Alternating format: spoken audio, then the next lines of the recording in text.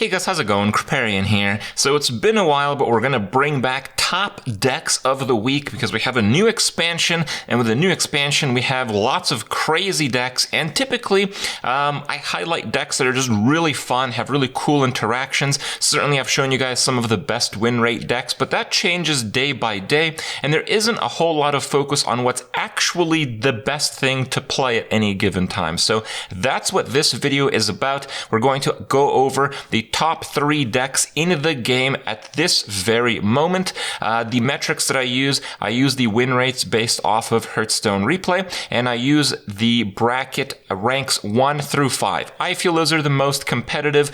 A lot of people, when they get to Legend, they screw around with just awful decks just to see things, and yes, of course, that happens at rank 5, but in my experience, it happens a lot less between ranks 1 through 5 than it does at Legend overall. So we're going to use those statistics, and let's get into it. Number 1 deck in the game for win rate is Tempo Rogue. How about that?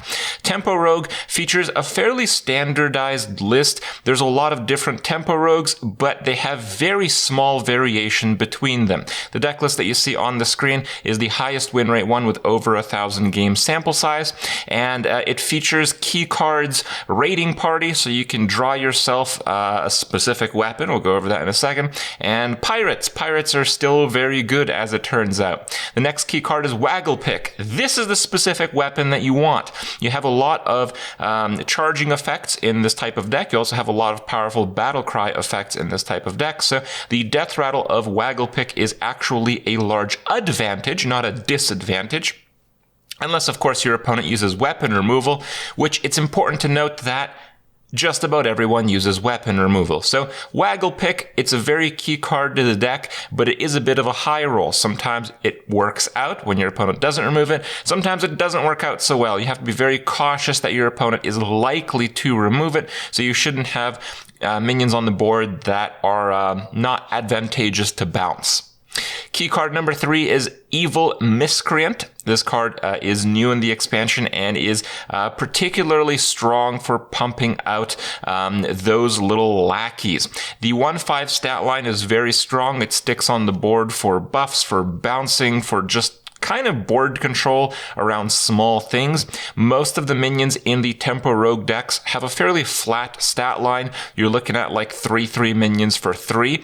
And with the fact that you're a rogue, you have a weapon, you have things like backstab, it's very easy to control the board with the 1/5 stat line. Certainly more so than most of us had predicted before the expansion had come out. In the mulligan stage, if you're playing Tempo Rogue, you're looking, of course, for Raiding Party. That card just gets your deck going. It gets you that tempo push. Yes, it costs 3 mana, but sometimes you prep it, and even though it costs 3 mana, you actually get that tempo back because of the synergy from the weapon and pirates. Van Cleef is a card you want in your opening hand because if you get a monstrous Van Cleef, you typically just win that game. Getting an early game, even like a 6/6 or an 8/8, gives you enough damage to guarantee the finish through weapons, charging effects, and direct damage spells.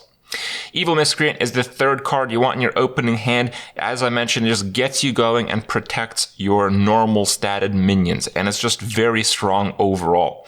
Tempo Rogue doesn't have too many bad matchups, but it has a few. The worst bad matchup is Control Warrior. So against Control Warrior, you're going to want to mulligan very aggressively because it's a 37% win rate. That's not very high, so you need to have the best possible opening hand just to mercilessly crush them, and you should play it very risky in the mulligan stage so you get that opening hand.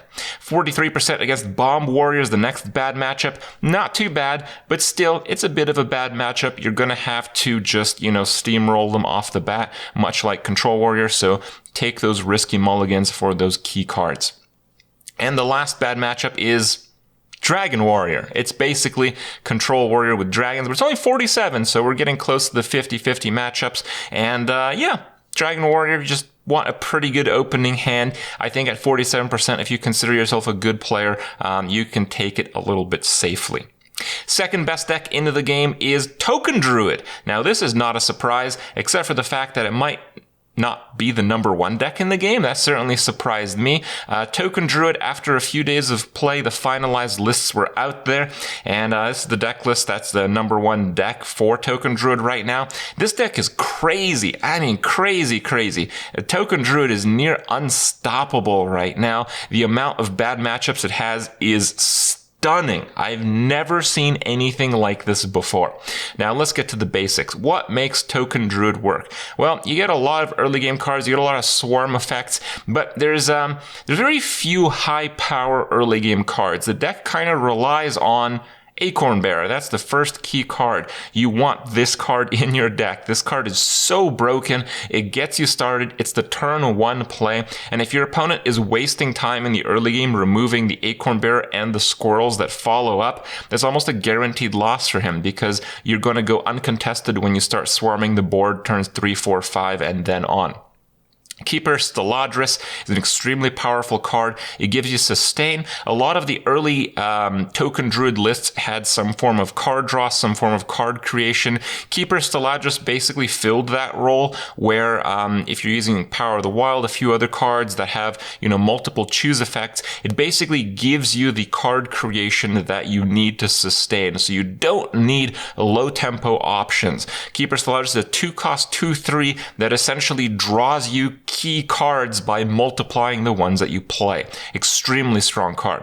And the Forest's Aid, even though it's not like one of the extremely high win rate cards in the deck, it is what makes the deck. It builds it to a point where it no longer loses to control decks. A lot of control decks can actually deal with the early game. A lot of control decks can deal through the burst by gaining life, healing it, or playing taunts. But there's just about nothing out there that can deal with the Forest Aid and the Forest Aid #2 on the turn following the first. That is kind of like the nail in the coffin for most control decks trying to control Token Druid. That's why it's such an uncontested deck right now. For mulligans, of course, you want your Acorn Bearer. It's almost a guaranteed win with the Acorn Bearer. You want your Whispering Woods for that, super early game swarm. And you want your Dreamway Guardians. Again, because there's not like that many very powerful early game options, the Guardians kind of help fill that role very nicely. For bad matchups, this is where it gets really crazy. I've never seen anything like this. Of course, there is one bad matchup. It is Zoolock. Zoolock is 36%, and Zoolock just does a really good job of clearing the mess that Token Druid constantly puts out. In addition to that, Zoolock is capable of ending the game around turn 7 or 8, which is before the anti-control Forest Aid can come into play. So it's kind of like the perfect storm. 36 is certainly a great matchup, but Zoolock is maybe like the 5th or 6th best deck. It's not as popular as you think. The second bad matchup is Mech Paladin at 47%. What is Mech Paladin? Well, just wait and see in a second. And the third bad matchup, this is something I've never seen before in Hearthstone. The third bad matchup for Token Druid is Token Druid. That's right. There's only 2 decks in the game that have a favorable matchup against Token Druid. The third bad matchup is the same deck. It's the Mirror. The Mirror is the third bad matchup for the deck. So it really goes to show how difficult it is to counter Token Druid right now. And if at any time any deck becomes popular that counters Zoo Warlock, Token Druid will instantly become the #1 deck in the game. If you're playing ladder at any point where there's not a lot of Zoo Warlocks, well, you should be playing Token Druid. Token Druid is ridiculously strong. So you might be asking, how is a deck with only 2 bad matchups not the #1 deck in the game?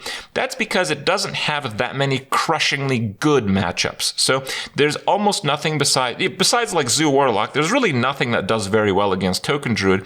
But Token Druid, when it's favorable against another deck, it's typically in the 55 to 60% range. It's not what we've seen in the past few years of Hearthstone where it's like an 80% matchup you can't possibly lose. There's very few of those for Token Druid in particular. And I think that makes it a pretty interesting deck. I think that makes it a pretty fair deck where while it's almost impossible to counter Token Druid, it doesn't really just crush everything else. It just does very well against everything else. Number 3 deck in the game is Mech Paladin, as I suggested a little bit earlier. Mech Paladin is a very interesting deck. You can see here, it basically has the Secret Paladin package to deal with the early game, which is certainly very strong. A lot of us, when the expansion came out, we tried Secret Paladin. Unsuccessfully. Now I've tried Secret Paladin hybrids. I've even tried some with combo, but it seems the best one right now in terms of win rate is mechs. Having powerful mechs to fuel the sustain of the part that Secret Paladin lacks is the ultimate balance in this kind of like tempo deck. So for key cards, you're looking at Sunreaver Spy. It's just a very high statted guy. It really carries your early game situation.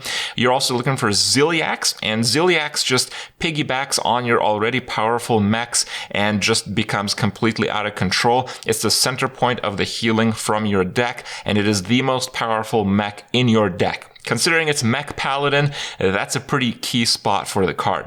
Number 3 is Kangor's Endless Army, which further synergizes with magnetic mechs. You want to magnetize your mechs, not spread them out. So when you play Kangor's Endless Army, you have an unstoppable trio of mechs coming back to slay your opponent. For the mulligan stage, of course, you're looking for the Sunreaver Spy, as it is what carries your early game.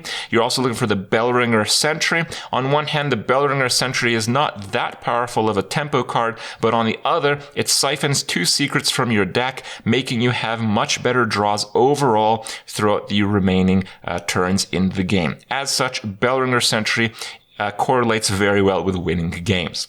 And thirdly, Commander Risa. Commander Risa is not a key center point in the deck, I feel, but it just helps the early game tremendously. If you draw Commander Risa later on, it's a pretty weak card, but early on, it can really stall the game and let you develop those mid-range mechs to roll over your opponents. In terms of matchups, Mech Paladin has a few bad matchups, but that's because Mech Paladin is a bit of a polarizing deck. It has many really good matchups, and it has a number of fairly weak matchups. Those include Murloc Shaman at 40% win rate. Pretty weak, but there's not a whole lot of Murloc Shamans anymore. Res Priest at 41, but again, there's not that many Res Priests going around. And Overload Shaman, which is an aggro Shaman deck, at 44. You probably never heard of this deck because I've never heard of this deck, but apparently it does pretty well against Mech Paladin. Mech Paladin has a larger number of bad matchups, but they're typically not very popular decks, and it has some very, very good matchups as well. That's it for this week, guys. Hope you guys have a pretty good idea about what's happening in standard Rise of Shadows Hearthstone, and if you guys want to try any of these decks, as always, the deck links are in the description below, so check it out. Let me know what you think. Let me know what you think might be trending, and we'll see you guys in the next video.